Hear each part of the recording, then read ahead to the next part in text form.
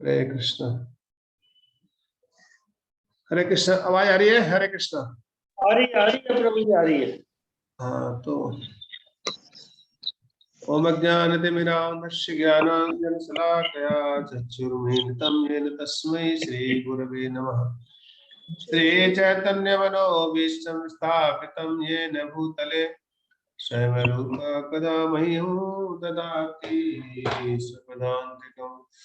वन्देऽहं श्रीगुरो श्रीयुक्तकमलं श्रीगुरुवैष्णवांश्च श्रीरूपं साग्रजातं सैगुणरघुनाथान्वितं तं सजीवं साद्वैतं सावधूतं परिजनसहितं कृष्णचैतन्यदेवं श्रीराधा कृष्णपादान् सैगललता श्रीविशाखान्वितांश्च। हे कृष्ण करुणा सिन्धु दीनबन्धु जगत्पते गोपेश गोपिका कान्त राधा कान्त नमस्तुते। तप्त कांचन गौरांगी श्री राधे वृंदावनेश्वरी वृषभानुसुते देवी प्रणमामि हरिप्रिये। वाञ्छाकल्पतरुभ्यश्च कृपा सिन्धुभ्येव च पतितानां पावनेभ्यो वैष्णवेभ्यो नमो नमः। जय श्री कृष्ण चैतन्य प्रभु नित्यानंद श्री अद्वैत गदाधर शिवासादि गौर भक्तवृंद। हरे कृष्णा कृष्णा कृष्णा हरे हरे, हरे राम राम राम हरे हरे। नमो विष्णुपादाय कृष्ण पृष्ठाय भूतले श्रीमते भक्ति वेदांत स्वामी निति नामिने। नमस्ते सरस्वती देवे गौरवाणी प्रचारिणे निर्विशेष शून्यवादी पाश्चात्य देश कारिणे।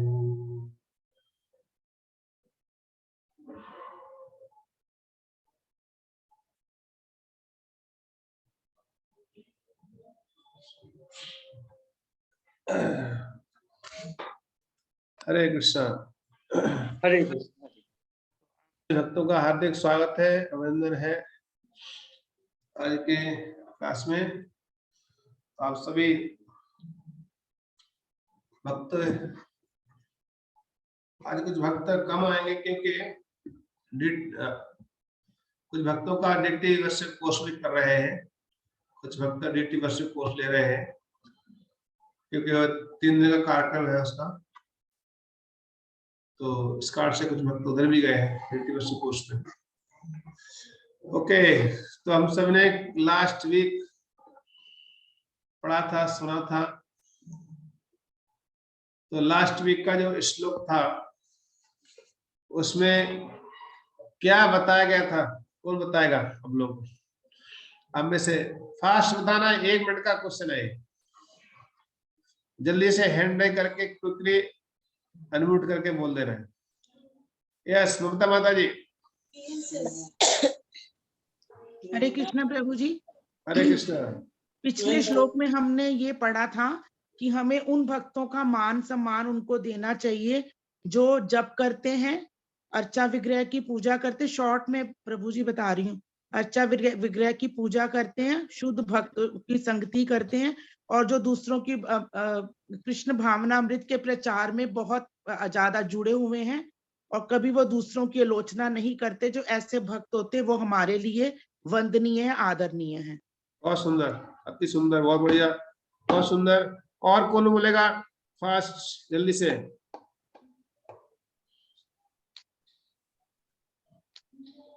अच्युत गोविंद को।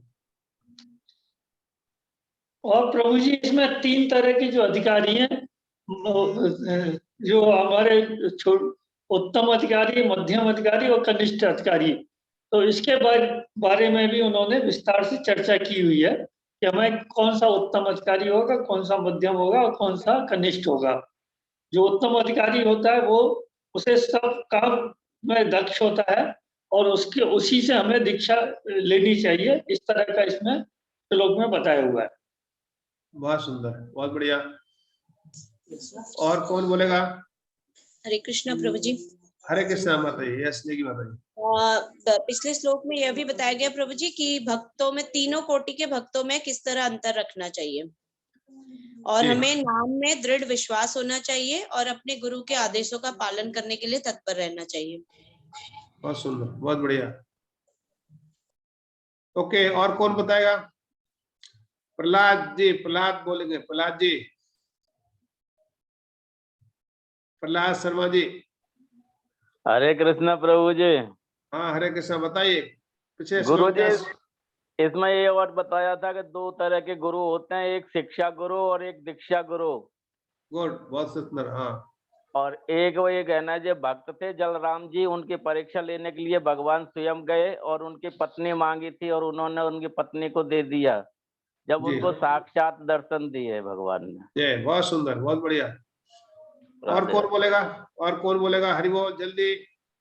स्वामी माता जी, आप लोग पढ़ रहे हो, शर्माते हो, बोलो जल्दी से।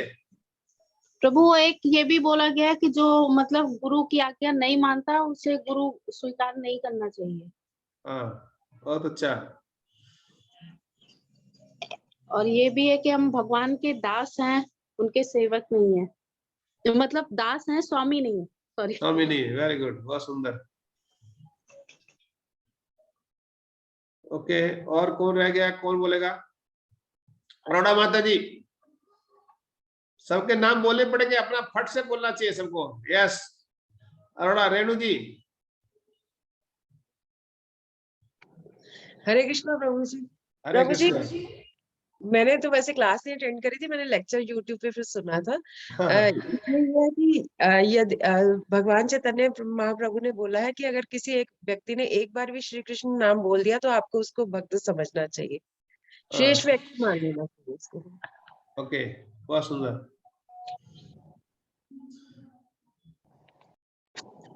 और कौन रह गया?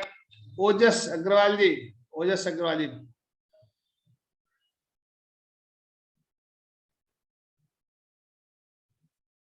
श्यामांगी गोपी माता जी,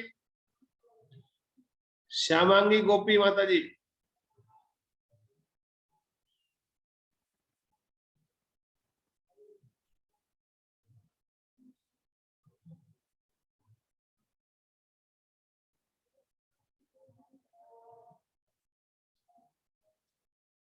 नहीं है? ओके,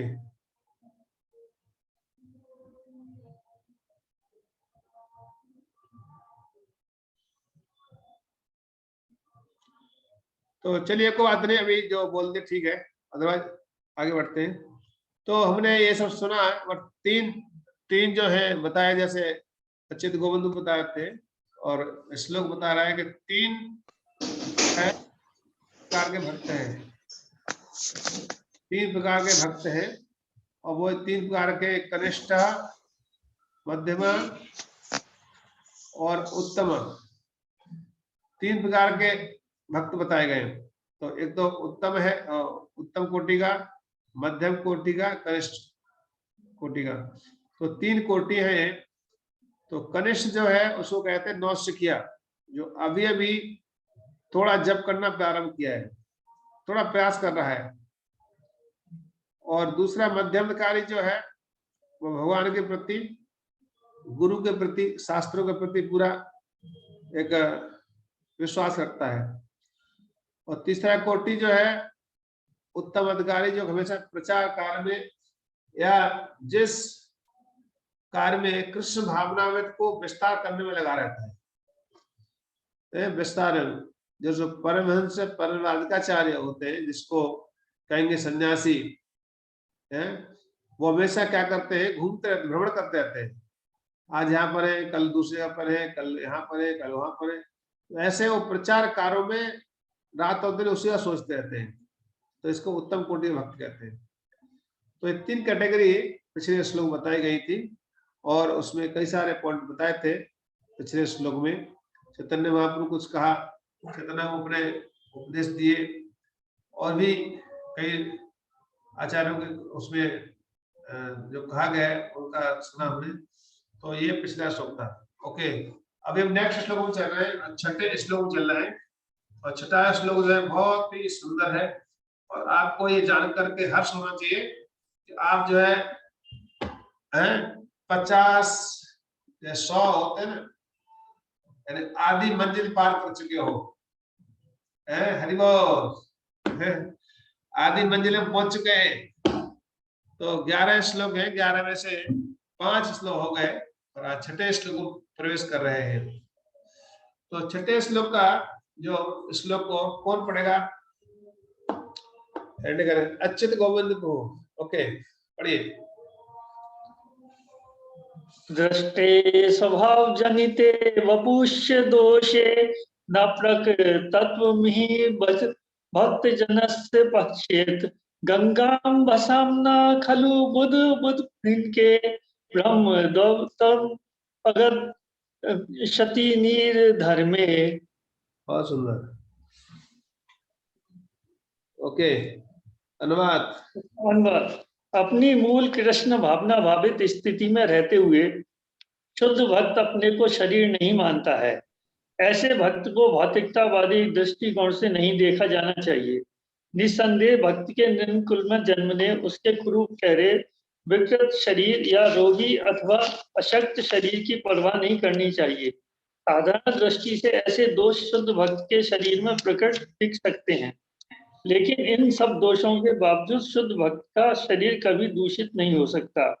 वह उस गंगा जल के समान है जो कभी कभी वर्षा ऋतु में बुदबुद, फेन तथा कीचड़ में पूरित हो जाता है, किंतु कभी दूषित नहीं होता। अतएव जो लोग आध्यात्मिक ज्ञान में बढ़े चढ़े हैं, वे जल की अवस्था का विचार किए बिना गंगा में स्नान करते हैं। ओके, पढ़ूं मैं? हाँ, रुकिए। तो यहाँ पर 2 पॉइंट बता रहे हैं इस श्लोक में इसलिए रूप गोस्वामी कि भक्त का, शुद्ध भक्त का अपने आप को शरीर नहीं मानता है।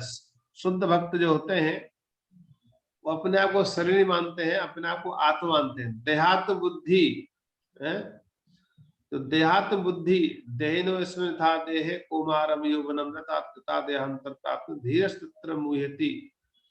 तो तत्व ज्ञानी है, उसको धीर पुरुष जो है मोहित नहीं होते हैं। किस बात से मोहित नहीं होते हैं?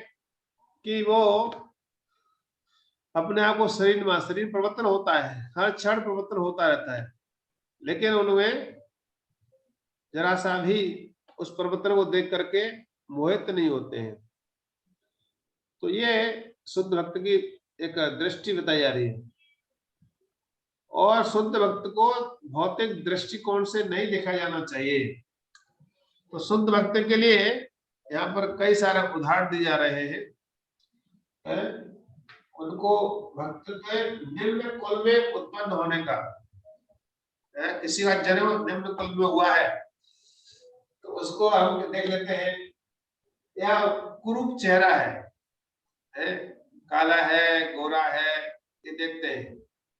या लंगड़ा है, या कुछ और कुछ शरीर में कुछ प्राकृतिक उसके शरीर में चिन्ह है इस तरह के, उसको, और या विकृत अथवा रोगी और आसक्त शरीर की परवाह नहीं करना चाहिए। साधारण दृष्टि से ऐसे दो शुद्ध भक्त के शरीर प्रकट देख सकते हैं, लेकिन इन सब दिखने वाले दोषों के बावजूद शुद्ध भक्त का शरीर कभी दूषित नहीं हो सकता। तो ये शुद्ध भक्त जो है, शुद्ध भक्त की एक पहचान है, ये शुद्ध भक्त की पहचान है। इससे शुद्ध भक्त के लिए हमें दोष नहीं देखना है शुद्ध भक्त में, क्योंकि कई लोग क्या है उसको दोष देखते हैं शुद्ध भक्त में। ये तो उस देश का है, जैसे कि आप वो नाम सुने होंगे रामानुजाचार्य है। रामानुजाचार्य जी वो क्या बोले? रामानुजाचार्य जी बोले कि मैं कौन हूं, मेरा गुरु जो है वो दूसरे जाति से थे, निम्न कुल में थे, लेकिन उनकी पत्नी ने क्या बोला? नहीं नहीं नहीं, इसको घर में आए हैं, अशुद्ध होगा मेरे घर।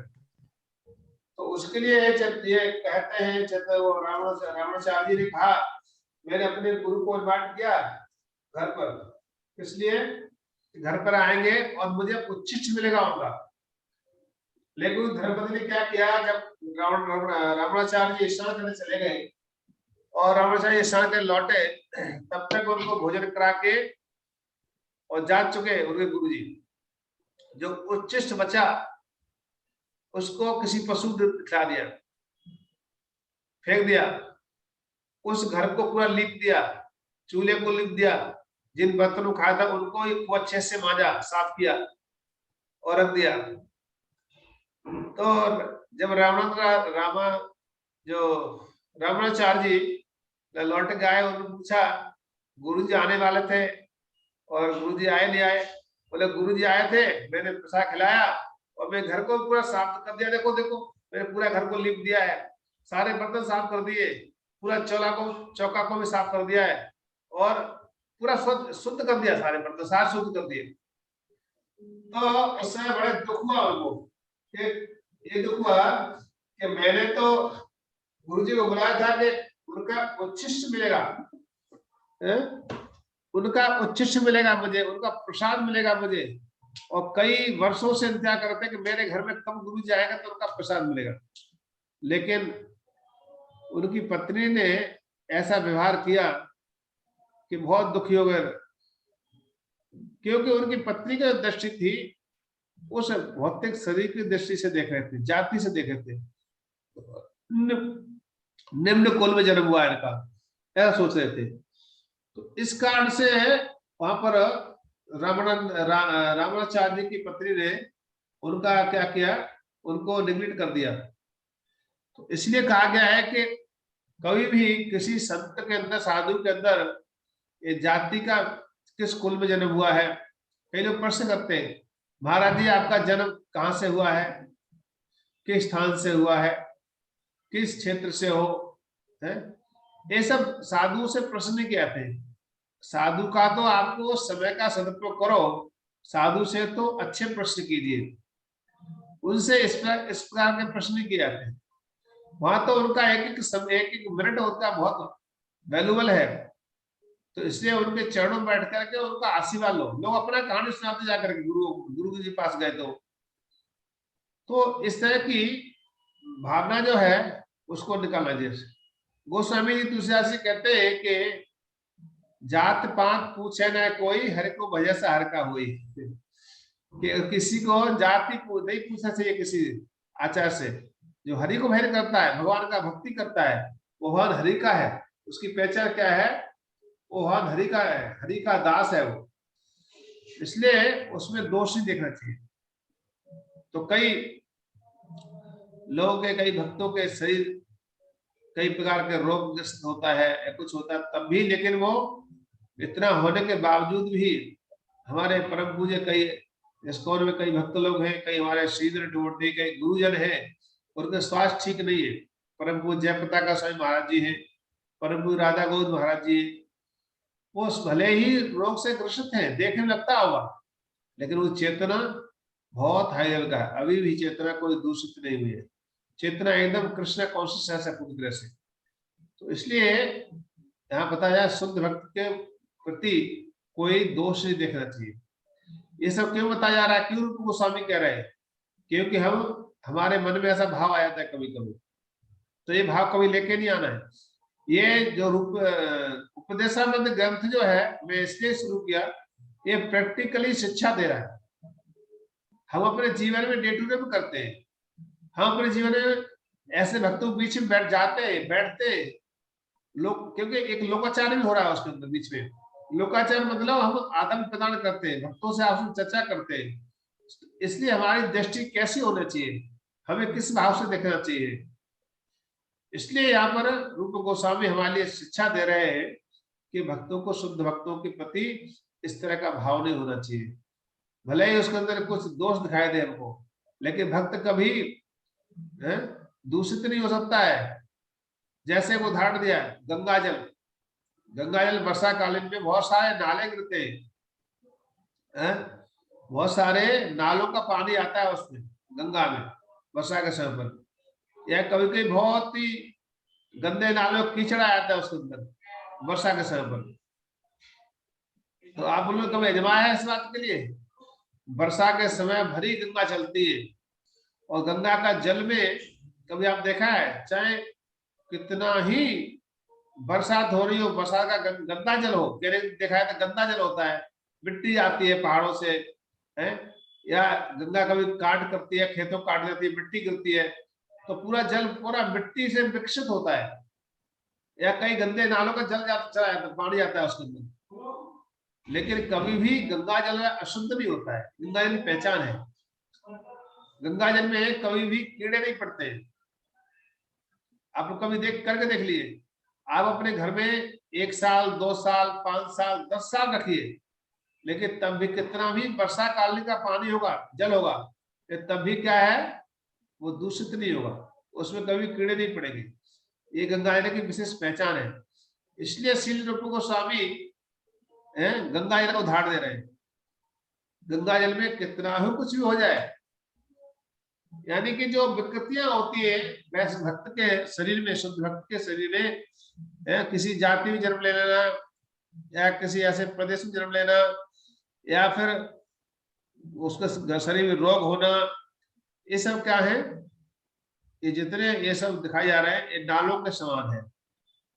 या नाले होते हैं ना, गिर रहे हैं, तो ये सब नाले के समान है, लेकिन गंगा जल कोई दूषित नहीं होता है। तो कहा गया, श्री रूप गोस्वामी कहते हैं कि अर्चे विष्णु श्लाघिर गुरुसु दरवती वैष्णव जाति बुद्धि, विष्णुर्वा वैष्णवानाम कलिमल मथने तीर्थ अबुद्धि, श्री विष्णु नामनी मंत्रे सकल कलुषहे शब्दे सामान्य बुद्धि, विष्णु सर्वेश्वरेशे तैततर समधीरस्य वा नारकी सहा। कि जो भगवान विष्णु के विग्रहों में, भगवान के मंदिर में विग्रह होते हैं, वो सोते साधारण पत्थर है, शालिग्राम साधारण पत्थर है, गिरिराज साधारण पत्थर है, तुलसी का वृक्ष साधारण पौधा है, भगवत गीता साधारण बुक है, किताब है, ऐसे सोचते हैं। गुरु किसी जाति विशेष से है, ऐसा सोचते रहते हैं। शुद्ध भक्त किसी जाति से है, ऐसा सोचते हैं। तो इन सब में जो दोष देखते हैं, या गंगा जल साधारण जल के समान है, ऐसा सोच लेते हैं, उसको कहते हैं समधीर से वह नारकी सहा। ऐसा व्यक्ति नरक जाने का अधिकारी बन जाता है, दोष देखता है। तो हमें कभी भी भक्तों के अंदर दोष नहीं देखने, ये शिक्षा है इस श्लोक से। हमें किसी भक्त में जाति विशेष का कोई उसमें नहीं देख रहा है, अरे तो ब्राह्मण नहीं है, ये तो इस जाति से है, ऐसा सोच लेते हैं। नहीं, उसमें वो वैष्णव, जो वैष्णव है, 3 गुण है ना, सतोगुण, रजोगुण और तमोगुण, 3 गुण है। ऐसे ही ब्राह्मण, क्षत्रिय, वैश्य, शूद्र 4 बताए गए। तो इन चारों से ऊपर जो एक है, इन चारों वर्णों से ऊपर जो वैष्णव है, ब्राह्मण सबश्रेष्ठ वर्ण है, सबसे ऊपर है, तो क्या है, वो सबसे टॉप में। लेकिन उससे भी ऊपर कौन है, वैष्णव होता है। वैष्णव किसी जाति विशेष से कोई मतलब नहीं होता है। हरि को भजै सो हर का होई, हरि को भजन करता है वो हरि का होता है। इसलिए बताया गया है, यहाँ बताया है श्लोक में, कि भक्त के प्रति कोई नहीं होना चाहिए, क्योंकि वैष्णव जो है भगवान का शुद्ध भक्त है, और दूसरा गंगा जो है ब्रह्म द्रव्य है। याद रखना, ये जो गंगा जल जो है ये ब्रह्म द्रव्य है, इसलिए गंगा जल में कभी भी कोई दोष मत देखना, या दोष नहीं लगता है उसमें। कहीं गए गंगा जल, गंगा के तट पे गए, खड़े हो गए जाकर के, अरे नहीं गंदा है जल, हम स्नान नहीं करेंगे, आचमन नहीं करेंगे। नहीं, गंगा में कोई दोष नहीं है, गंगा पवित्र है, जितनी भी नदियां हैं सब पवित्र होती है, इसलिए उसमें कोई भी दोष नहीं देखना चाहिए। यहाँ उदाहरण दिया प्रभुपाद जी ने। और जो है अपने जो ओके तो आगे बढ़ेंगे, तात्पर्य पढ़ेंगे। तात्पर्य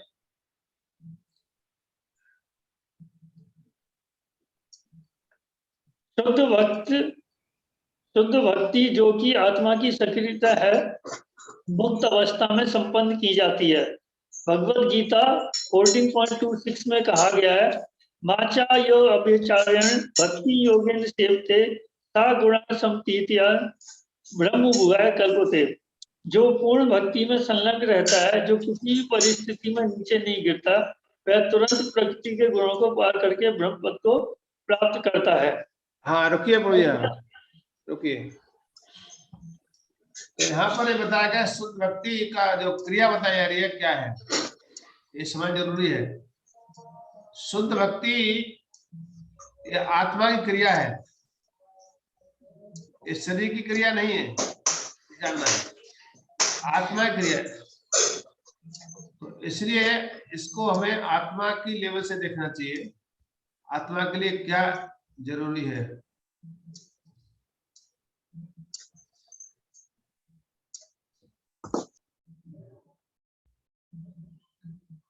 तो ये जो शुद्ध बताया जा रहा है यहाँ पर आत्मा, दूसरे शब्दों भगवान की प्रेममयी सेवा।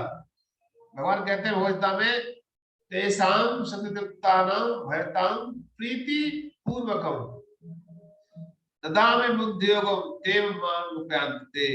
भगवान कहते हैं कि तेषां सततयुक्तानां भयतां प्रीति पूर्वकं, भगवान सेवा कैसे करना है? प्रीति से, प्रेम से। एक ऐसा नहीं हमको अरे सेवा बता दिया, हम तो भी यहाँ जाने वाले थे, वहां जाने वाले थे, हम कैसे कर सकते हैं, हम तो ये नहीं कर सकते, वो नहीं, 10 बहाने। लेकिन भगवान कहते हैं आप जो करोगे तो कैसे करो? प्रीति पूर्वक। सेवा कैसे करनी है? प्रीति पूर्वक। या जो भक्ति क्या है, भक्ति की परिभाषा है, रूपा जी कहते हैं कि प्रेम पूर्वक सेवा करना भक्ति की परिभाषा है। तो यहाँ पर है कि जो पूर्ण भक्ति में संलग्न रहता है, जिसका किसी भी परिस्थिति पतन नहीं होता, भक्त का कभी पतन नहीं होता है, वह तुरंत भौतिक प्रकृति गुणों को पार करके ब्रह्म पद को प्राप्त करता है। जो ब्रह्म पद है, ब्रह्म पद क्या कहें यहाँ पर? ब्रह्म पद मतलब अपने आप को भगवान का सेवक मानना, या हम क्या है? आत्मा है, हम शरीर नहीं है, ये याद करना हमको, ये पहचान करनी है। तो भौतिक प्रकृति गुण, सत्वगुण रजोगुण तमोगुण, तो तमोगुण की बात करते हैं अभी। गुण जो है 4 गुण है, 3 गुण जो है सत्वगुण रजोगुण तमोगुण, और एक होता है विशुद्ध सत्वगुण। विशुद्ध सत्वगुण मतलब 3 गुणों से ऊपर होता है वो। तो 3 गुण है, सत्वगुण रजोगुण तमोगुण, और एक है विशुद्ध सत्वगुण। तो जैसे वैष्णव है, ब्राह्मण क्षत्रिय वैश्य शूद्र 4, और उससे ऊपर एक है 5वां, वो क्या है? वैष्णव। उसी प्रकार से 3 गुणों से ऊपर एक है विशुद्ध सत्वगुण। तो विशुद्ध सत्वगुण में ये 3 प्रकृति के गुण जो है वो दब जाते नीचे, उससे कुछ लेना देना नहीं है। कि भक्त क्या है? विशुद्ध सत्वगुण रहता है, भगवान सेवा करता है। तो वो उन 3 गुणों को लाभ करके और वो कहाँ पहुंचता है? ब्रह्म पद को प्राप्त कर लेता है। ब्रह्म पद मतलब अपने आप को ब्रह्म के साथ जोड़ देता है, कनेक्ट कर लेता है। अपना एक पद है, कई सारे पद है, प्रधानमंत्री का पद है, इंद्र का पद है, ब्रह्मा जी का पद है, बहुत सारे पद है। लेकिन हमें कौन सा पद चाहिए? हमें कौन सा पद चाहिए? हम सब पद के लड़ते रहते हैं, झगड़ा करते हैं। हम अभी झगड़ा चल रहा है उत्तर प्रदेश में, मैं पद लूंगा, मैं पद लूंगा, मैं पद लूंगा। तो हमें पद, हम लोग क्या लेते हैं? एक बार हनुमान जी से कहा, हनुमान जी सबको आप कुछ मांग लीजिए। तो हनुमान जी ने कहा, प्रभु आपने जो है विभीषण को लंका का पद दे दिया, सुग्रीव को किष्किंधा का पद दे दिया है? लेकिन मुझे कोई पद नहीं चाहिए, मुझे तो आपके जो 2 पद हैं वही चाहिए और कुछ नहीं चाहिए मुझे। वही तो सिर्फ आपके दो चढ़कमल है, 2 पद हैं, वही 2 चाहिए और मुझे कोई पद नहीं चाहिए। तो हमारी स्थिति जो है ऐसा ही होना चाहिए कि हमें तो भगवान की शरणागति होना है, हमें तो भगवान के चरणों में रहना है, तभी हमको, हमारा तो वही पद है, हमारा तो पद क्या है? भगवान ने कहा है श्रीमद् भगवद गीता में कि भगवान कहते हैं कि जो इस मनुष्य का क्या स्थान है, परिवांशो जीवलोक के जीवभूत सनातना। जीव क्या है? भगवान का अंश है, ये विशेष बात है, ये क्या है? भगवान का अंश है। तो इसलिए वो कहते हैं कि भगवान का अंश है तो हमेशा भगवान का सेवक रहता है। तो एक स्थान पर उस जीव के बारे में कहा गया है, जीव कैसा है, क्या करता है। तो जीवात्मा का एक विशेष अलग तरह से हमारी पहचान क्या है? गोपी पद कमल्यो दास दासानु दासयो, उसको बताया गया है कि जीवात्मा की ये पहचान है। जीवात्मा इस तरह से रहता है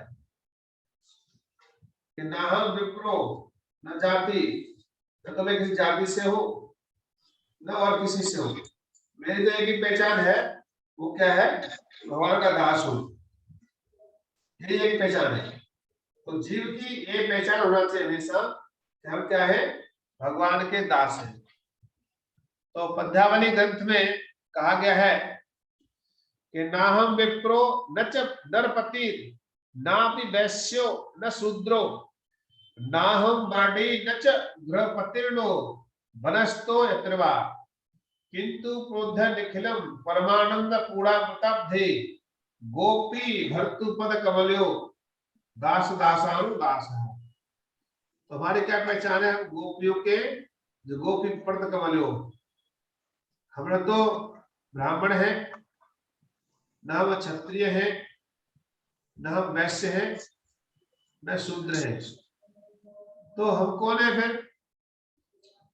और न मैं ब्रह्मचारी हो, न वानप्रस्थी हो, न सन्यासी हो, मैं तो क्या हूं? मैं तो गोपियों के भर्ता वासी कृष्ण चरण कमलों के दासों के भी दास का दास हूं।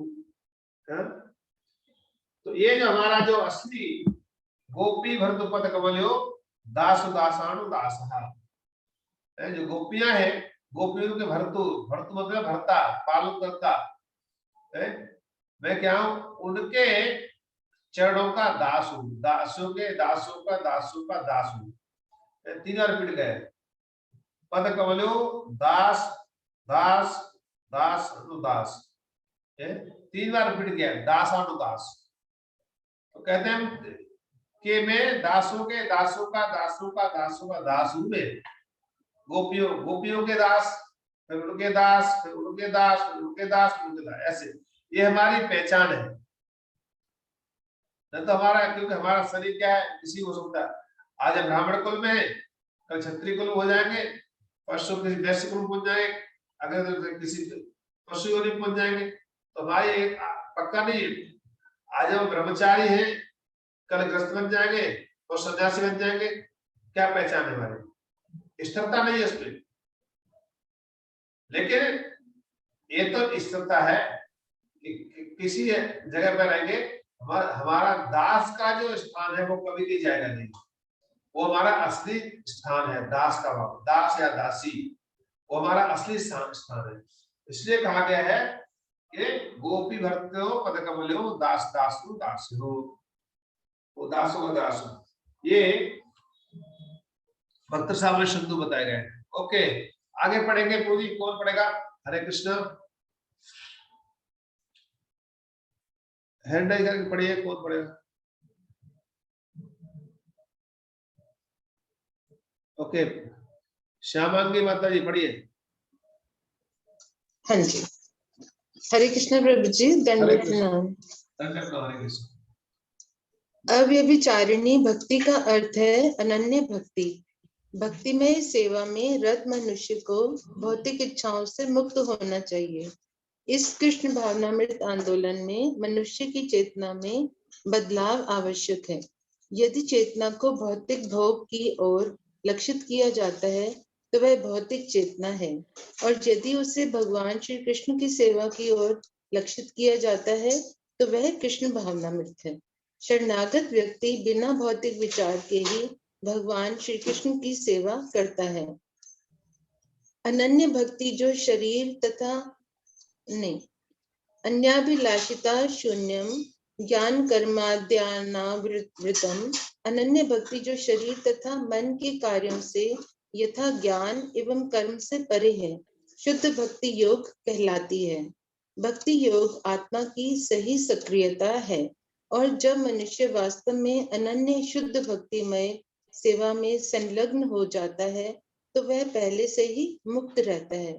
सगुणान समतीत्ययितान, भगवान श्री कृष्ण का भक्त कभी भौतिक दशा में से बंधता नहीं है, भले ही शरीर से वह भौतिक रूप से बद्ध लगे। अतः मनुष्य को चाहिए कि वह शुद्ध भक्त को भौतिकवादी दृष्टिकोण से ना देखे। जब तक कोई वास्तव में भक्त नहीं होता तब तक वह दूसरे भक्त को ठीक से पहचान नहीं पाता।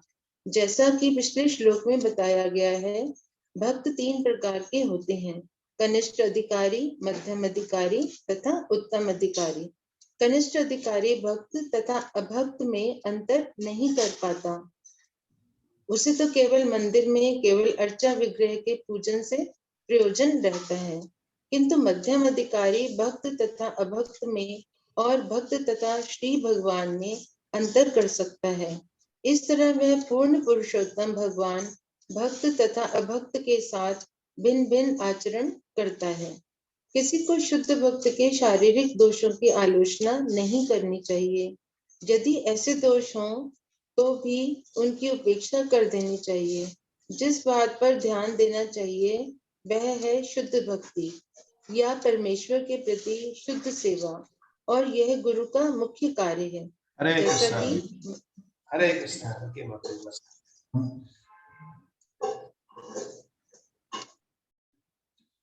तो ये यहाँ पर इस श्लोक में भक्ति बताई गई अव्यभिचारिणी भक्ति। अव्यभिचारिणी भक्ति यानी अनन्य भक्ति। आप लोग ये सब तो आप बहुत सुने होंगे, व्यभिचार। व्यभिचार एक शब्द बहुत आता है समाज में, संसार में।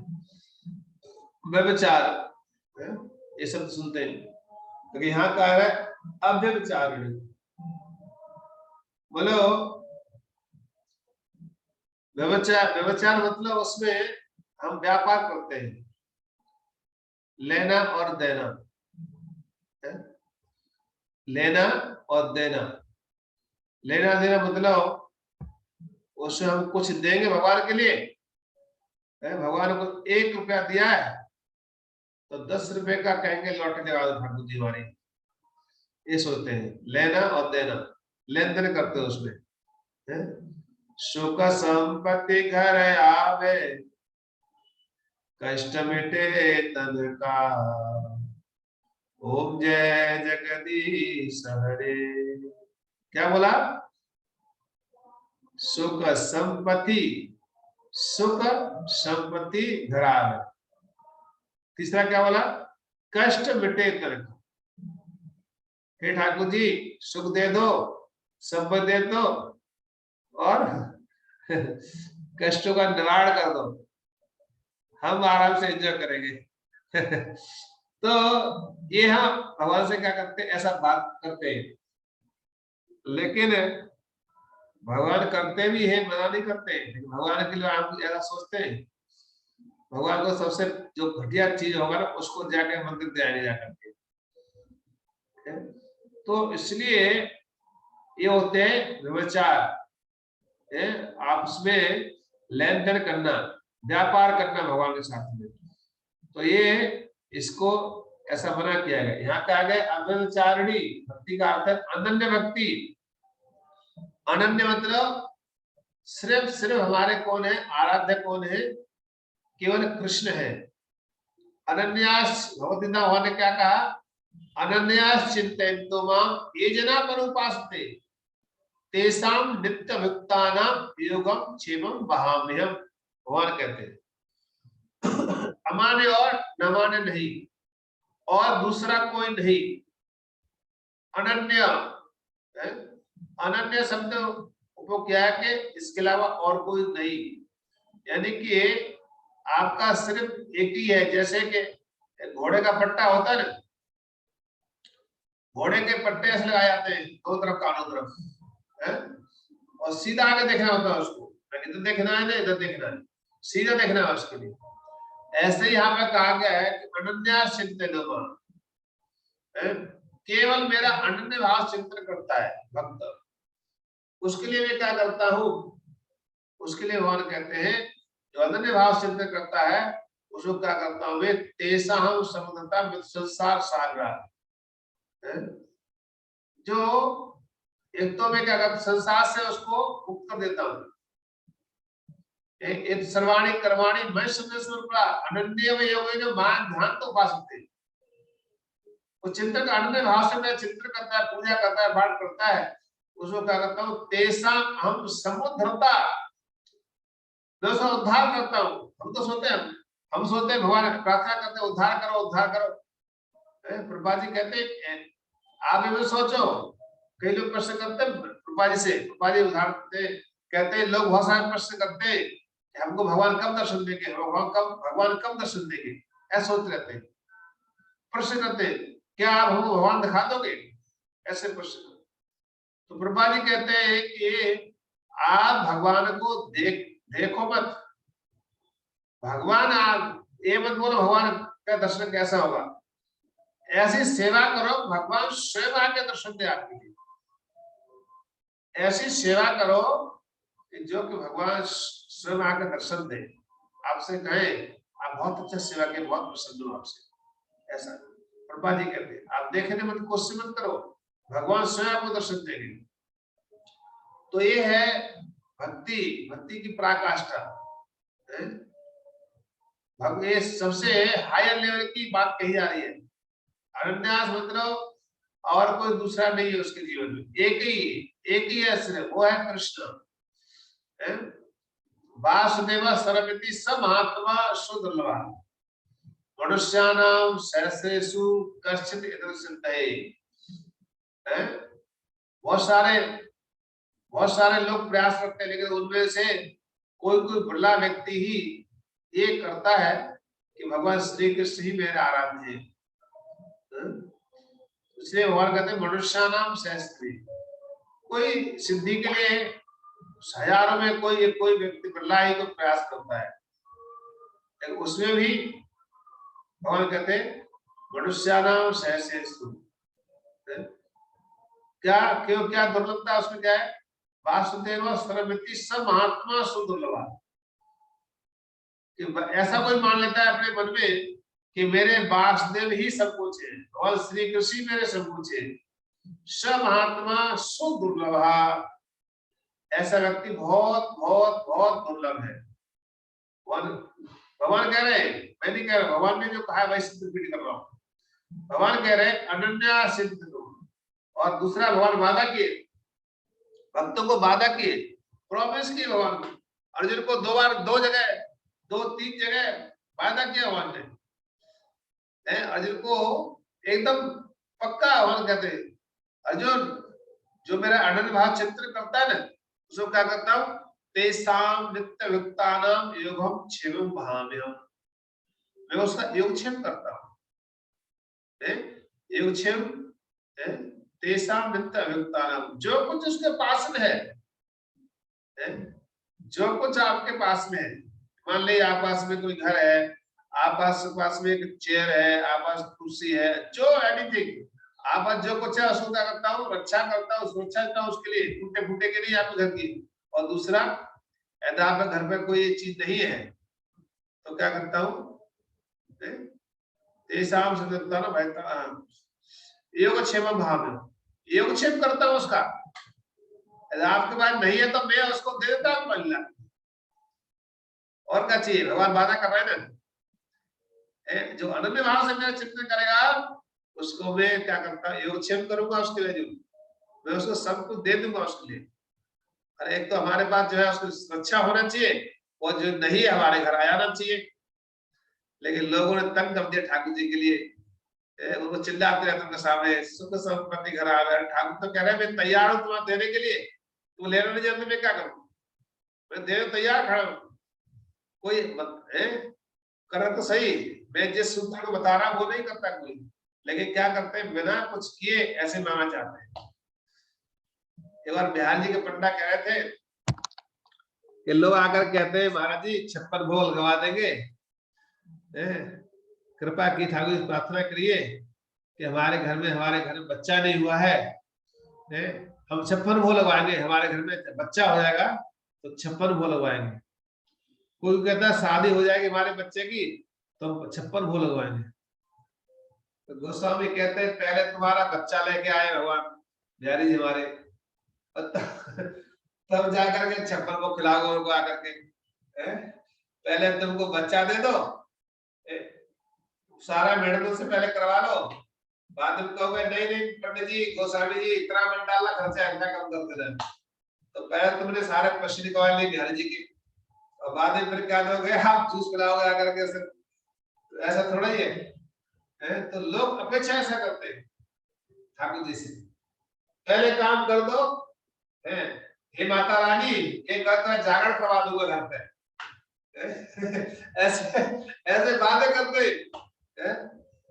तो भगवान साहब सरासन अंडे में चीटिंग करते हैं, भगवान से चीट करते हैं। भगवान सब कुछ जानते हैं लेकिन उसे चीटिंग करना शुरू करते हैं। इसलिए भगवान के सामने भगवान तो खुद कह रहे हैं जो मैं अनन्य भाव से चिंतन करेगा उसको मैं क्या करूं, सब कुछ दे दूंगा उसके लिए। और दूसरा भगवान कहते हैं, वादा करते हैं, भगवान कहते हैं कि है जो तुमको डर लग रहा है ना, अंतिम तो उपदेश भगवान ने किया, अंतिम उपदेश एकदम 18वें अध्याय भगवान अंतिम उपदेश करते हैं। अर्जुन ने कहा बहुत सारे आर्गुमेंट किए, पाप होगा इतना, ये होगा वो होगा, बहुत सारे के, तो भगवान ने कहा तो अर्जुन क्या करो, सर्व धर्मान परित्यज्य माम एकम शरणं व्रज अहम त्वां सर्व पापेभ्यो मोक्षयिष्यामि मा शुचः। तो मैं शरण में आ जाओ, मैं तुमको सारे पापों से मुक्त कर दूंगा, भगवान कहते हैं। और कुछ गारंटी चाहिए?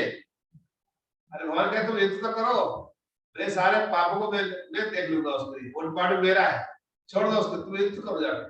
तो भगवान कितना आश्वासन दे रहे हैं, कितना भगवान हमको शिक्षा दे रहे हैं, आगे आओ सेवा करो करने के लिए। तो यहाँ भाई है कि भक्ति में सेवारत मनुष्य को भौतिक इच्छाओं से मुक्त होना चाहिए। तो दो धारणा बर्बादी ने यहाँ पर दो चीज कही है, एक है समय के सालांतर में मनुष्य की चेतना बदलना आवश्यक है। ध्यान से सुनिए, यदि चेतना को भौतिक भोग की ओर लक्षित किया जाता है तो वह भौतिक चेतना है। समझ रहे? यदि भौतिक भोग के तरफ जाते हैं और भाई जाके प्रेम से कहे हे बिहारी जी हम 56 भोग लगवाएंगे और आप हमें आशीर्वाद दीजिए, हम आपकी भक्ति सेवा करते रहे।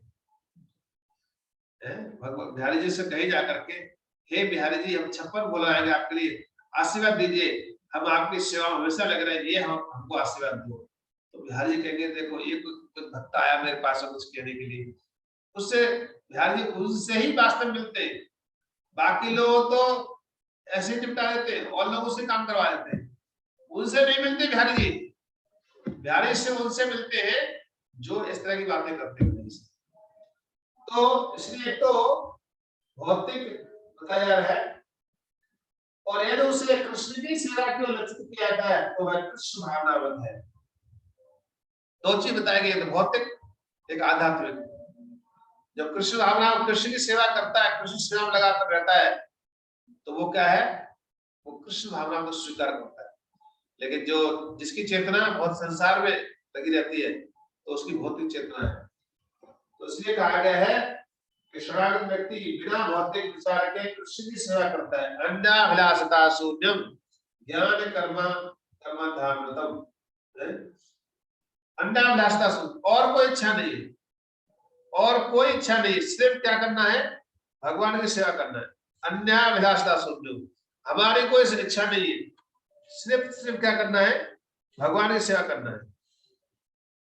तो ये सब कहते हैं अन्य कोई और इच्छा नहीं, सिर्फ क्या है, ठाकुर जी कैसे प्रसन्न हो गए।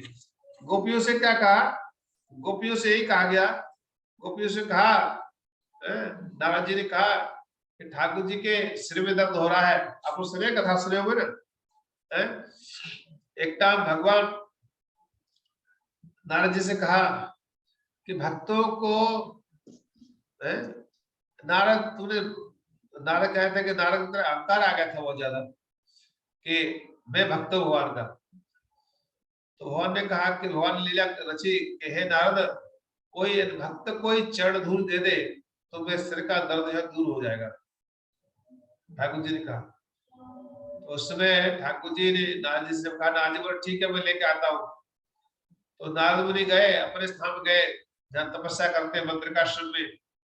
कई सारे ऋषि तपस्या कर रहे थे, उससे कहा कि द्वारकाधीश के सिर में दर्द हो रहा है, और अपने कहा किसी भक्त की चरण धूलि मिल जाए तो सिर का दर्द दूर हो जाएगा।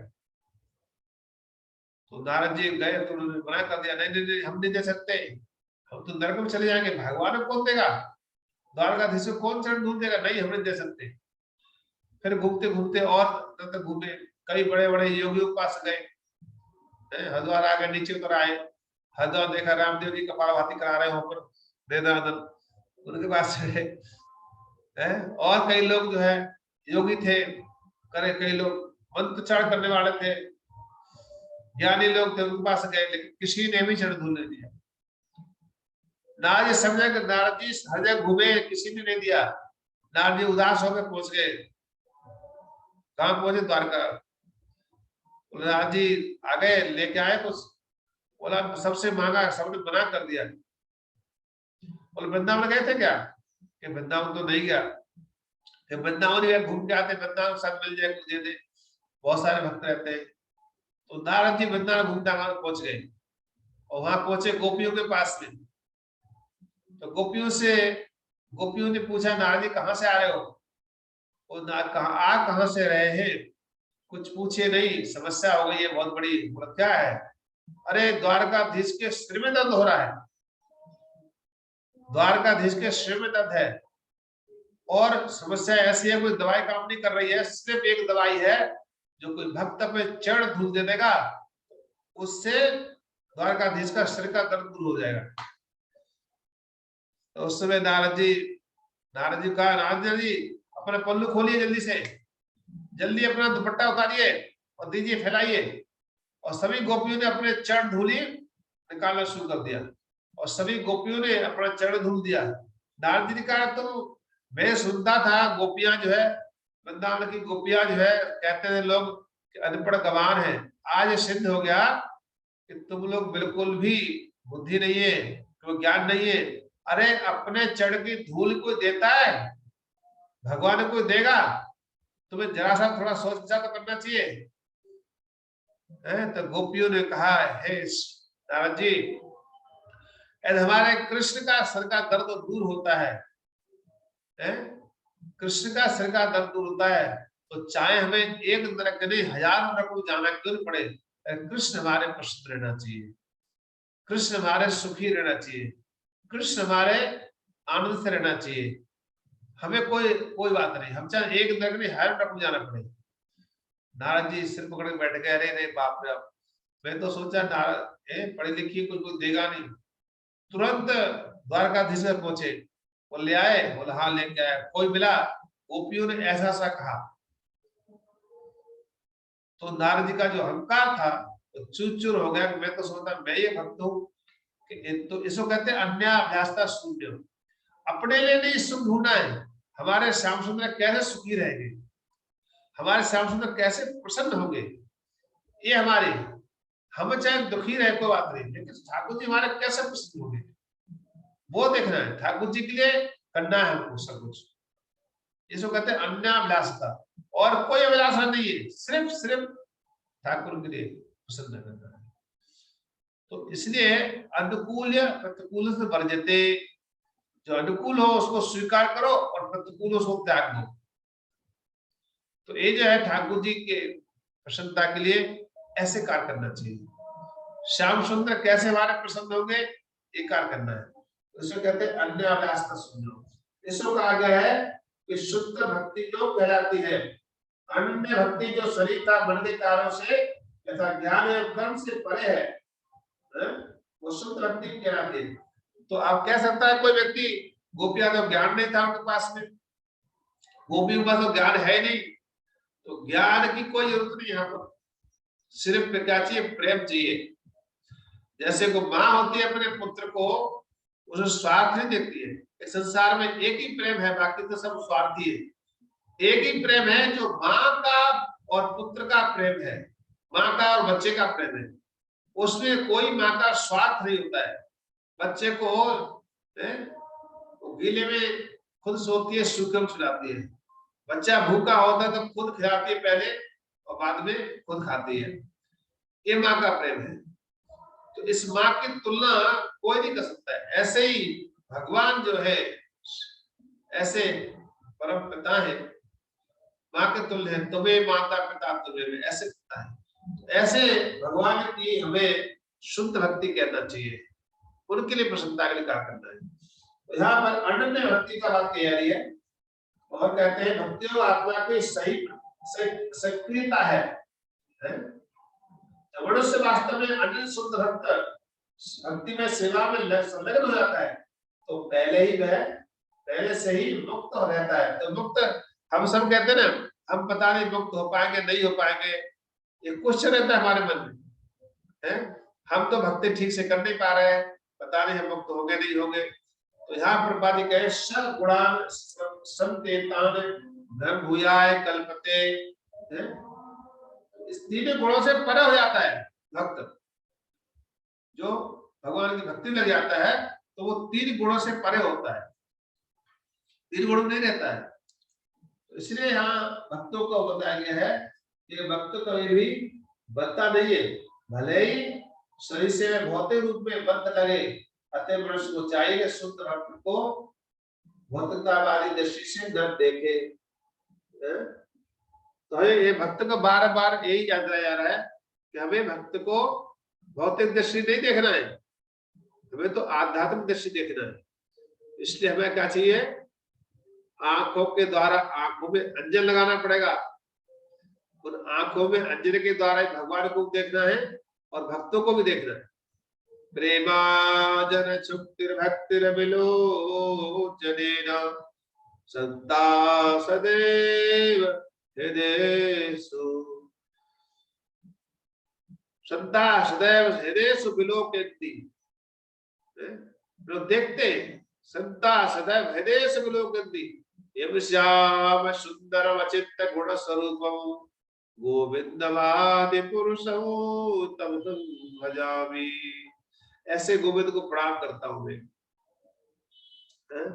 तो क्या करना है हमें, प्रेमांजन। देखो भैया आजकल तो हम पहले तो हम सोचते थे कि एक ही सुरमा आता है, आजकल दो तीन तरह के सुरमा आ गए। हाँ, संसार में आज हम देख रहे हैं संसार अब पहचान होती है कि यार क्या है प्रेमांजन। पहले मैं सोचता एक ही सुरमा होता है, प्रेमांजन प्रेमांजन। अब पता लग रहा है कितने प्रकार सुरमा होता है। तो भौतिक सुरमा और आध्यात्मिक सुरमा। आध्यात्मिक सुरमा जो होता है, जो प्रेम रूपी अंजन, प्रेमांजन, आंखों में प्रेम रूपी अंजन आगे लगाएंगे तो भगवान को देख सकते हैं। प्रेमानंद श्रुत भक्ति विलोचनेन। लेकिन आर्टिफिशियल वाला सुरमा लगाएंगे ना, जो आज का हम देखा है माताएं बहुत सारे लोग आंखों के ऊपर लगाते हैं। पहले तो लगता था आंख गंद लगता था, और आज क्या हो गया, आंखों के ऊपर लगाते हैं, पलकों पे लगाते हैं सुरमा के लिए। वो सब आर्टिफिशियल संसार या संसार में होता है ना, भौतिक दृष्टि हो गई एक प्रकार का एक काजल, ये सुरमा। लेकिन एक जो सुरमा होता है आंखों के अंदर जो होता है सुरमा, तो वो कौन करता है, दिव्य ज्ञान हृदय प्रकाश। गुरु जो होता है वो दिव्य ज्ञान हृदय प्रकाशित, गुरु क्या करते हैं, हृदय में दिव्य ज्ञान प्रकाशित कर देते हैं।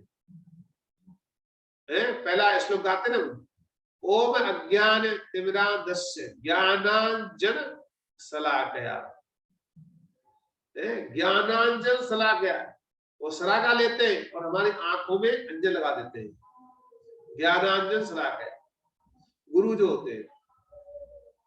तो तिमिर जो है, अंधकार जो है, उस अंधकार से बाहर निकालते हैं। ओम अज्ञान, जो हमारे अंदर अज्ञानता है, अज्ञानता का हम देख नहीं पाते ना, अंधेरा है, तिमिर कहते हैं अंधकार के लिए।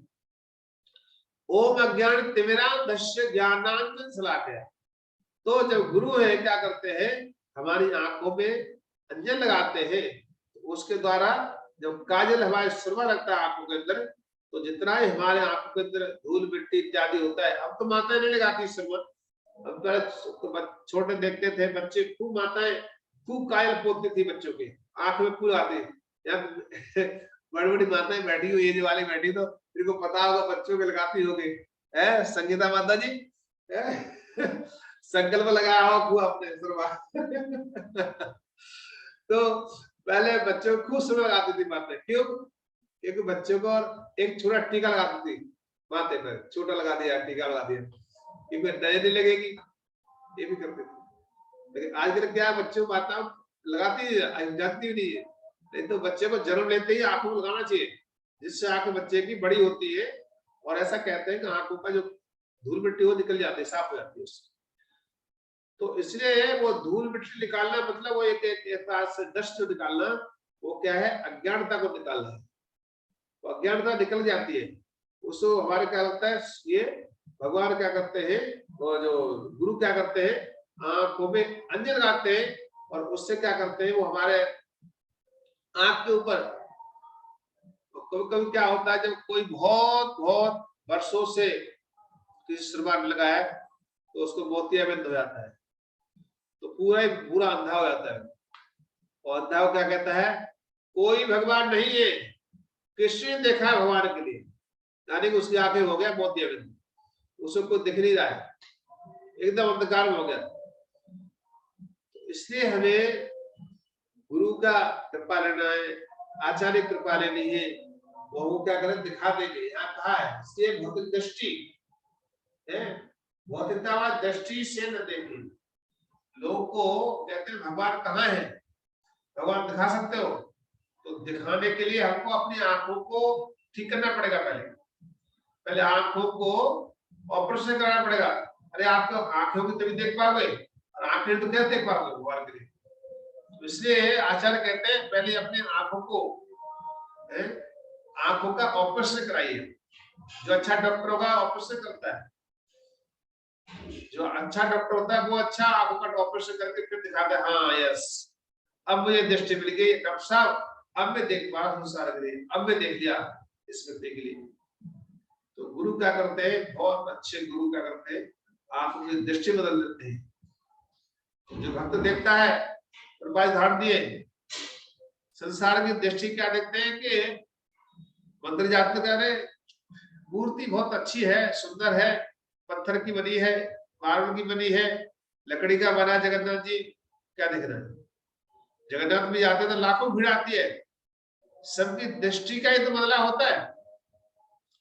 जगन्नाथ जी सब देखते हैं, कोई पत्थर देखता है बहुत अच्छा नक्काशी की गई है, बहुत बड़ा भव्य मंदिर बना है, भगवान देखता जगन्नाथ जी है, हाँ है लकड़ी की मूर्ति है, लकड़ी मूर्ति ऐसे कहते हैं।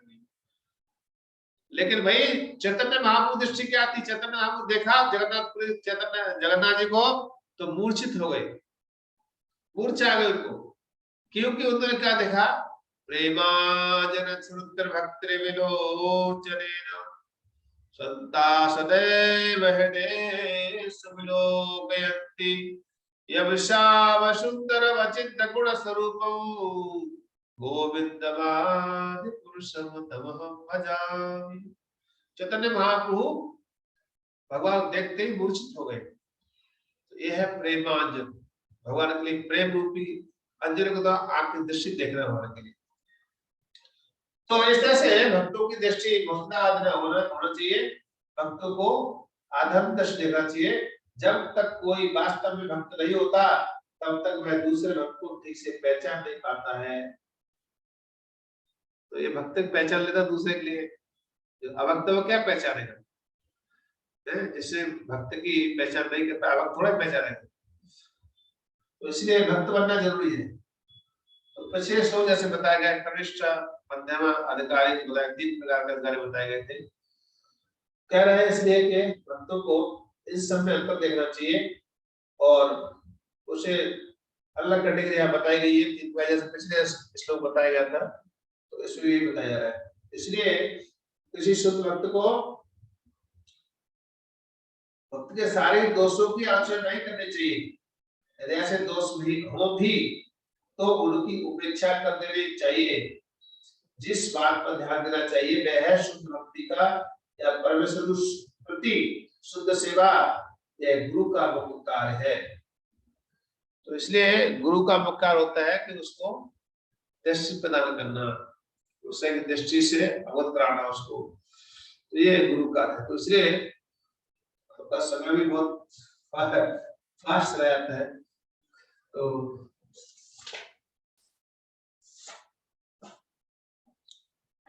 ओके, थोड़ा और पढ़ लीजिए, कौन पढ़ लीजिए? हाँ, शोभे माता जी, शोभन माता जी पढ़िए।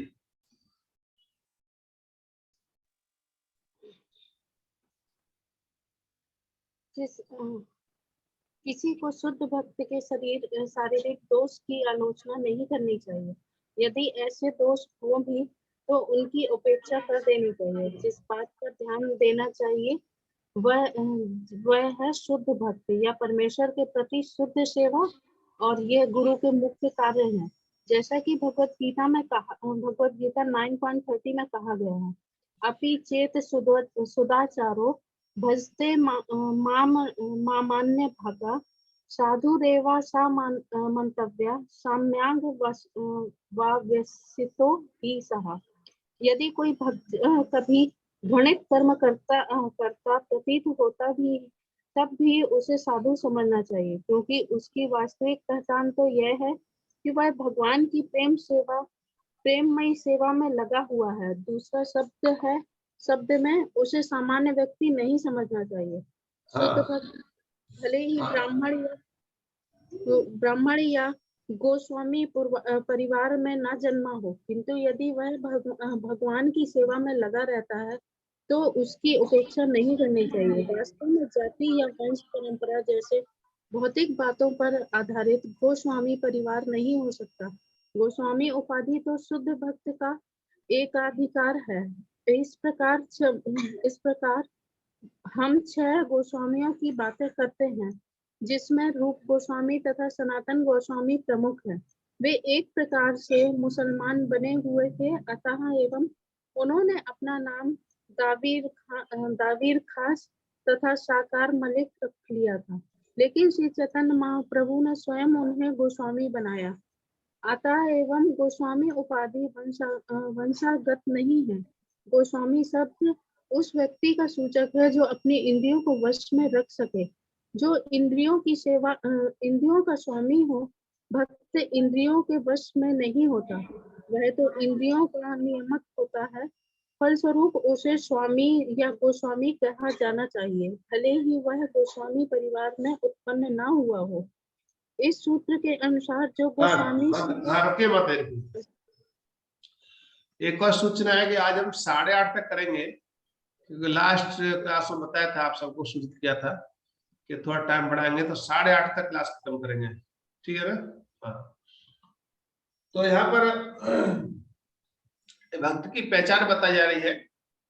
एक तो भक्त को कोई भी घृणित कार्य यदि किसी से हो जाता है, यहाँ पर भगवता भगवान ने कहा है, ये अर्जुन ने भी इसका ये प्रश्न किया, अर्जुन ने, कि क्या भगवान जैसे बहुत छिन्नभिन्न हो जाते हैं, जैसे आकाश में बादल होते हैं, छिन्नभिन्न हो जाते हैं क्या? तो भगवान ने कहा कि नहीं अर्जुन, ऐसा नहीं होता है। भगवान ने कहा ऐसा नहीं होता अर्जुन। तो उन्होंने क्या करता हूँ, सुचिनाम शिवताम योग भ्रष्टों में जाए थे, उनको उत्तम परिवार में जन्म देता हूँ, ब्राह्मण परिवार में या धनी परिवार में, तो और कहते हैं कि ऐसे कहाँ जन्म देता हूँ। और फिर कहते हैं अपचे सदाचार, उस भक्त को कभी घृणित काम करते हुए भी प्रतीत होता हो तब भी उसे साधु मानना चाहिए, साधु सुनना चाहिए। बाजार किससे कोई गलती हो भी जाए मेरे भक्त से, तो उसको तभी उसको ये नहीं कहना चाहिए नहीं, ये भक्त तो गिर गया, अब तो भक्त नहीं है ये, ऐसा नहीं। और कहती हूँ कि उसकी वास्तविक पहचान तो यह है कि वह भगवान की प्रेममय सेवा लगा हुआ है। दूसरे शब्दों में उसे सामान्य व्यक्ति नहीं समझना चाहिए। तो प्रभुपाद जी बहुत जोर देते हैं चीज के ऊपर, कहते हैं जब पतन होगा, फॉल डाउन हो गया, उसके बाद उस भक्ति क्या करना है। जब फॉल डाउन हो गया तो उस भक्त को हम नेग्लेक्ट कर देते हैं, देखा है इसके बारे में, बहुत देखा है हमने, इस भक्त को बहुत देखा है हमने, अरे ढोंगी है, ऐसा ऐसा बहुत सारे क्वेश्चन कर देते हैं उसके सामने। लेकिन नहीं, भगवान कह रहे हैं अपचे सदाचार, तब भी उसको भक्त मानना चाहिए। क्यों मानना चाहिए? कि शास्त्र मंतव्य सम्य व्यवस्थितो ही सहा, क्योंकि मैं भगवान की सेवा को नहीं छोड़ता है।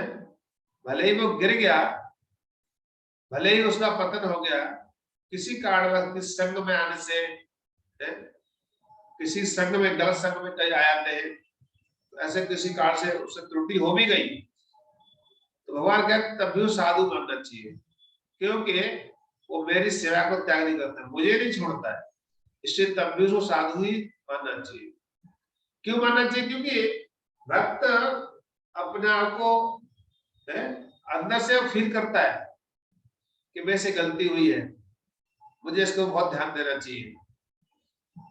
तो ये है भक्त की पहचान, कि वो तुरंत अपने आप को उल्टे खड़ा हो जाता है, पुनः नहीं, आगे से नहीं करूंगा गलती, मैं आगे से इस तरह का कार्य नहीं करूंगा, तुरंत अपने आप को अलर्ट कर लेता है। तो इसलिए उस भक्त को हमेशा अपनी साधु मानना चाहिए। और यहाँ बताया जा रहा है कि अगले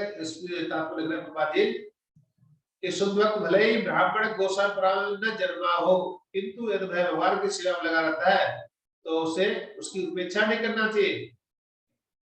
कई बार कहते हैं, कई सोचते हैं कि ब्राह्मण कुल वो जन्म नहीं है, इसलिए कोई भक्त नहीं बन सकता है, तो ऐसा दोष नहीं देखना उसमें।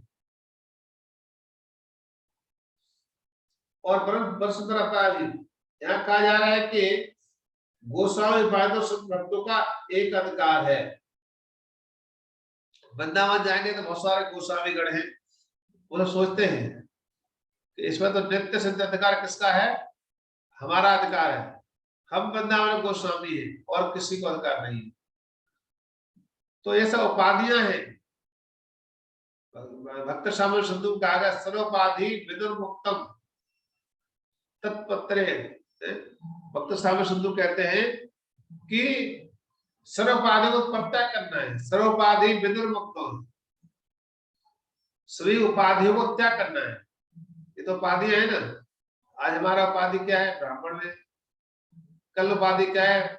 मैं स्त्री हूँ। एक दूसरी उपाधि क्या है? पशु हूँ। एक उपाधि क्या है? मनुष्य हूँ। ये सब उपाधियां हैं।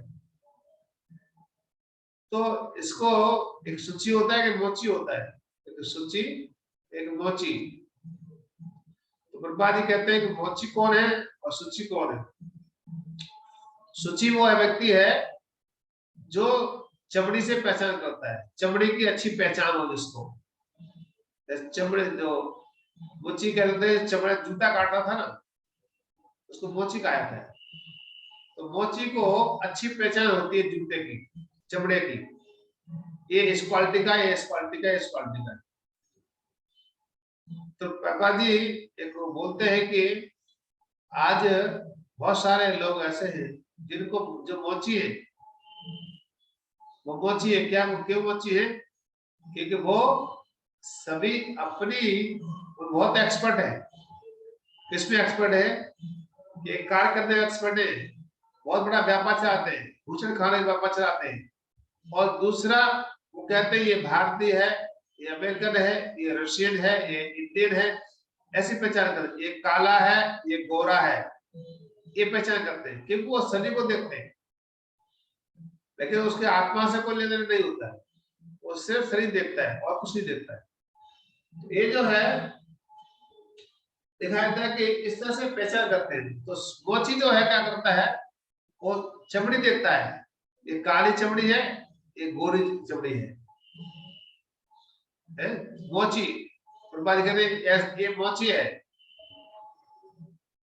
और एक जो है मोची मतलब कई सारी आती है, वो शरीर को देखता है, ये स्त्री है, ये पुरुष है, ये पशु है। और एक ये अमेरिकन है, इंडियन है, रशियन है, ये सब पहचान होता है। इसको कहते हैं फुटबाली, कहते हैं ये जो है, ये जो चेतना जो है वो मोची या चेतना है। और एक जो है क्या है, दूसरी चेतना क्या है, सूची। सूची मतलब वो ब्रह्म को जानता है। ये अमेरिकन है, ये इंडियन है, ये रशियन है, ये नहीं देखता है। वो क्या देखता है, सभी क्या है, ये सब भगवान के अंश है, जीवात्मा है। कोई शरीर कैसा ही हो सकता है, इनको ड्रेस कोई सी मिल गई है, लेकिन है कौन, ये आत्मा है, ये शरीर नहीं है, आत्मा है। तो ये है ब्रह्म जानाति इति ब्राह्मणः, ब्रह्म जानाति इति ब्राह्मणः।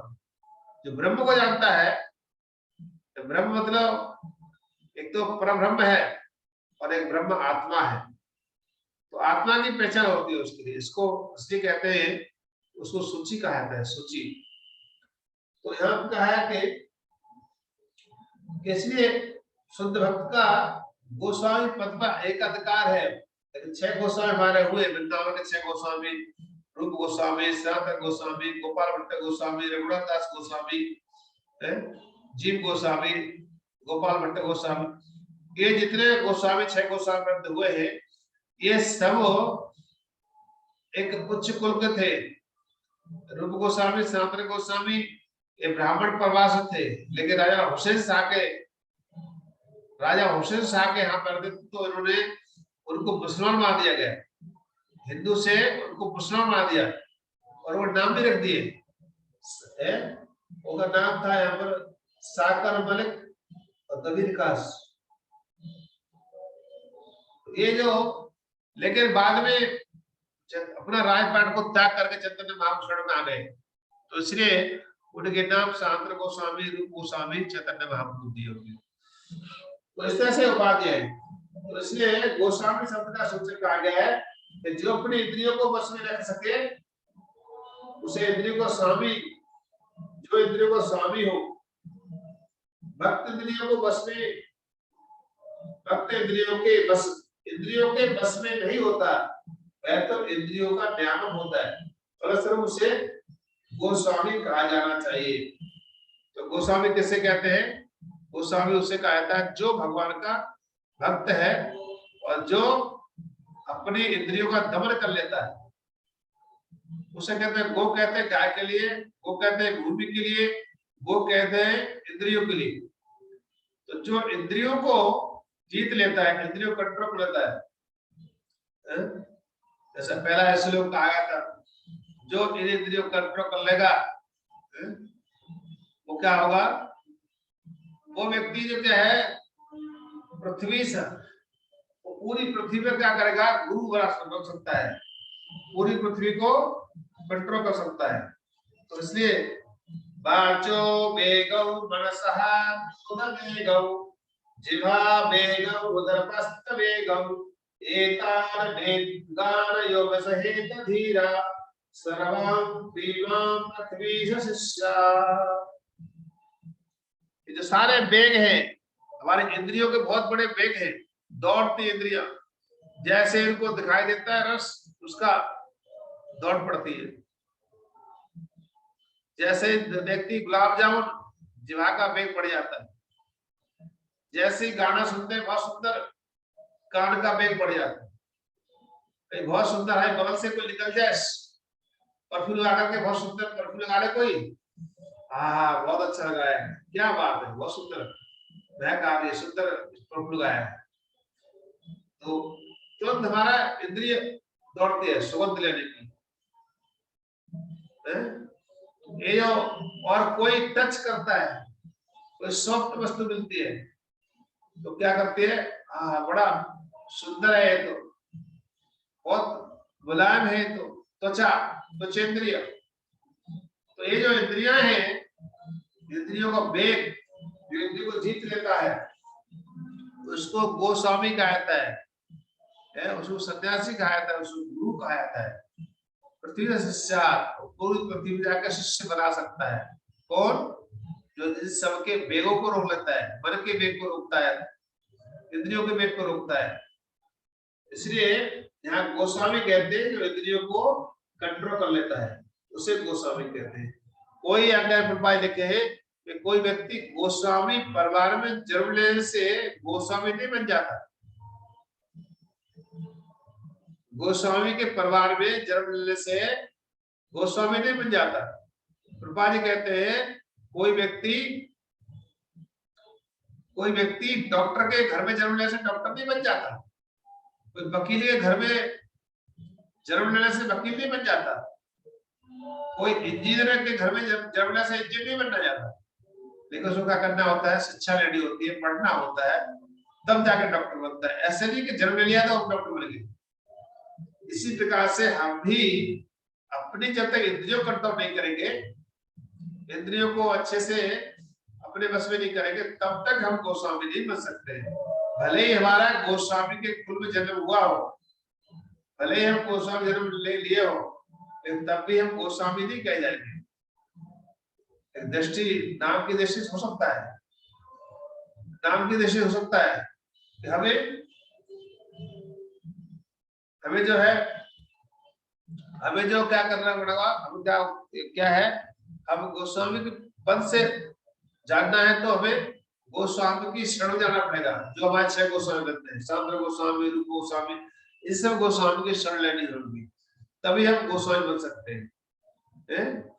एक कथा सुपंथा, जो कई सारे आचार्य जिस मार्ग से गए हैं, उस मार्ग चलने से हम भी उस मार्ग में पहुंच जाएंगे। तो वे यहीं पर आज विराम देंगे। तो किसी का प्रश्न है या कोई कमेंट है?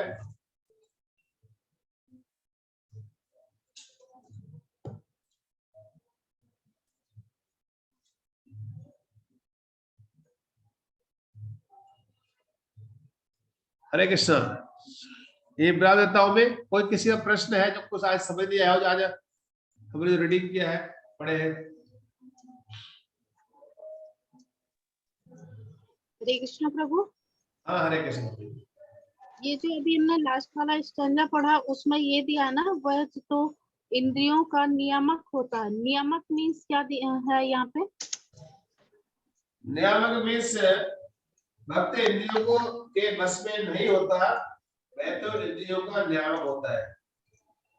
यहाँ मतलब एक इंद्रियों को इंद्रियों का दमन करता है, नियम बनाता है इंद्रियों के लिए। जैसे आहार लेना है तो उसके बस में नहीं है, जिह्वा का वेग जैसे उठा तो जिह्वा क्या करते हैं, मुझे मीठा चाहिए, डांटे व्यक्ति है तो मीठा नहीं खाना चाहिए, उसको कंट्रोल करना चाहिए। तो इंद्रियों का नियम क्या है, मुझे नहीं खाना है मीठा, ये नियम बन गया उसका, नियम बन गया उसका।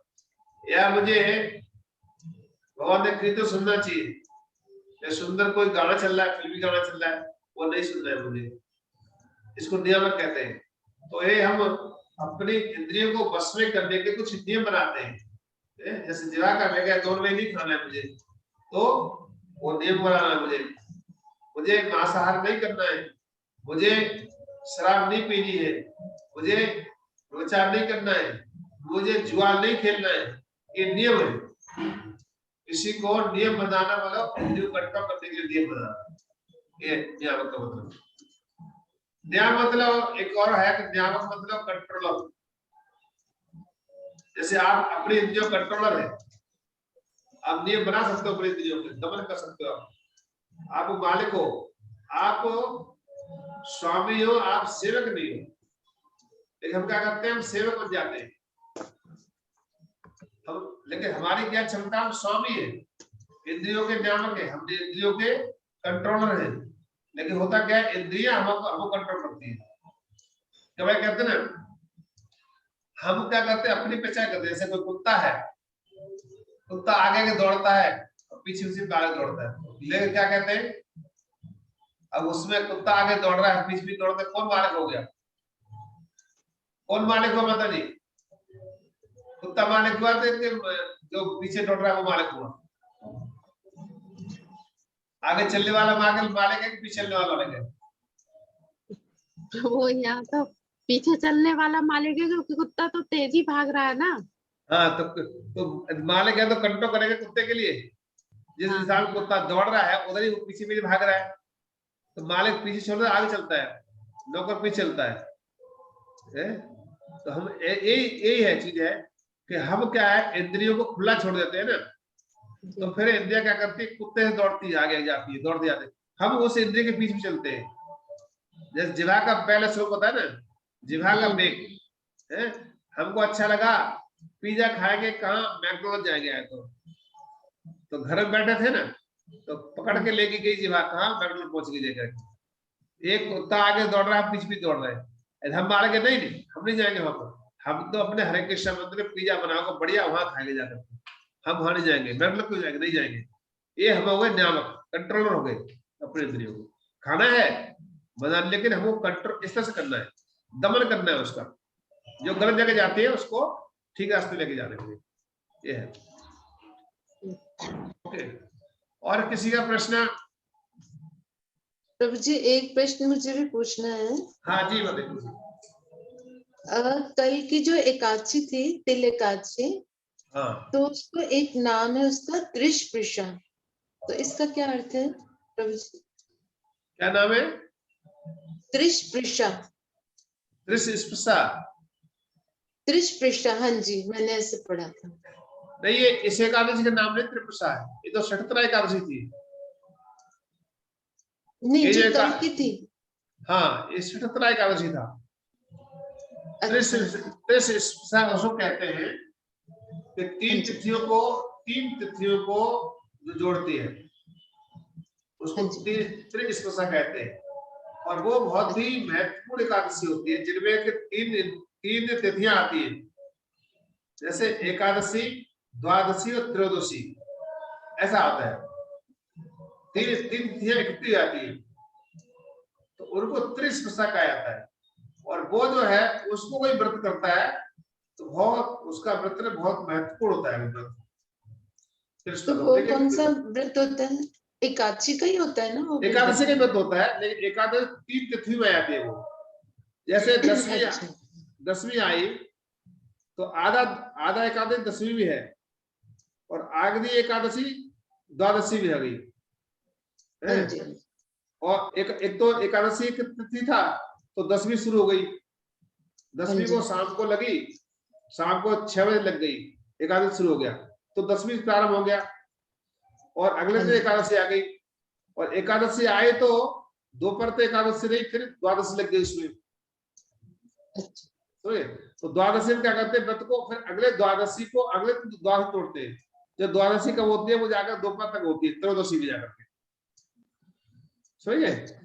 तो तीन त्रिशपृशा, वो तीन को स्पर्श करती है, तीन तिथियों को स्पर्श करती है, दसवीं एकादशी द्वादशी, तीन को टच करती है, तो इसलिए उसको त्रिशपृशा कहा जाता है।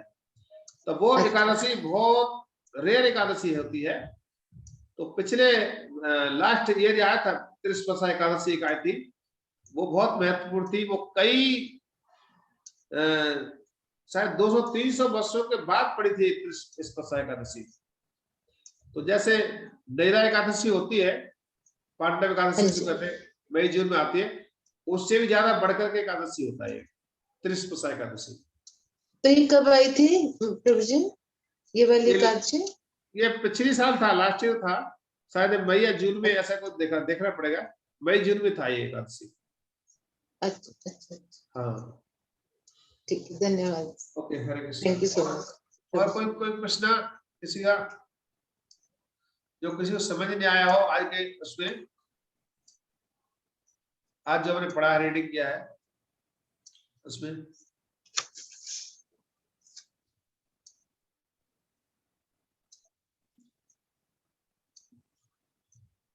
ओके, विराम देते हैं फिर सबके लिए धन्यवाद करते हैं यहाँ पर। आप सभी का बहुत धन्यवाद आप सभी के लिए। और आप सभी ये भी है, कल भी हमारी क्लास होगा, 7 बजे मिलेंगे सभी लोग। और कल सभी जो है अपना हर रोज इसको आप लोग नोट बनाते रहिए, क्योंकि आपका लास्ट में बता देते हैं, आपका लास्ट में एग्जाम होगा तो उसमें आपको काम आएगा वो नोट्स का, क्योंकि इसमें से ही फिर कई तात्पर्यों में से, श्लोकों में से क्वेश्चन आगे होंगे। ज्यादा क्वेश्चन नहीं, कुछ 8-10 क्वेश्चन ही होंगे, लेकिन एग्जाम इसी में से होगा। तो इसलिए आप लोग नोट्स जरूर बनाते रहना। आपको जो अच्छा लग रहा हो पॉइंट नोट कर लेना, कैसा पॉइंट उसमें बताया जा रहा है, आपको अगर एग्जाम्पल दिए जा रहे हैं तो उसमें से आप प्लीज इसको ध्यान से रखिएगा। ठीक है, बहुत बहुत धन्यवाद सभी का। हरे कृष्णा। हरे कृष्णा। बहुत बहुत धन्यवाद आपका प्रभु जी। हरे बहुत कृष्णा अच्छा प्रभु आपने जी, हरे समझाया। कृष्णा हरे हरे कृष्णा। कृष्णा हरे कृष्णा। कृष्णा, कल मिलेंगे। बहुत अच्छा समझ में हरे आया। कृष्णा हरे प्रभु। कृष्णा हरे कृष्णा हरे कृष्णा। वाञ्छा कल्पतरुभ्यश्च कृपा सिन्धुभ्यो च पतितानां पावनेभ्यो वैष्णवेभ्यो नमो नमः। कोटि वैष्णववृंद की जय, श्री प्रभुपाद की जय। गौर प्रेमानंदे हरि हरि बोल। हरे कृष्णा सभी का। हरे कृष्णा। दंडवत प्रणाम प्रभु जी। दंडवत प्रणाम। Thank you so much. Prahlad ji Hare Krishna, आपकी आवाज बहुत खरबर कर रही है। हरे कृष्णा प्रभु। ये बहुत आपकी आवाज खरबर कर रही है, इसको तो ठीक करो। अब हो गई। हाँ जी। हरे कृष्णा प्रभु जी। हरे कृष्णा जय श्री कृष्ण।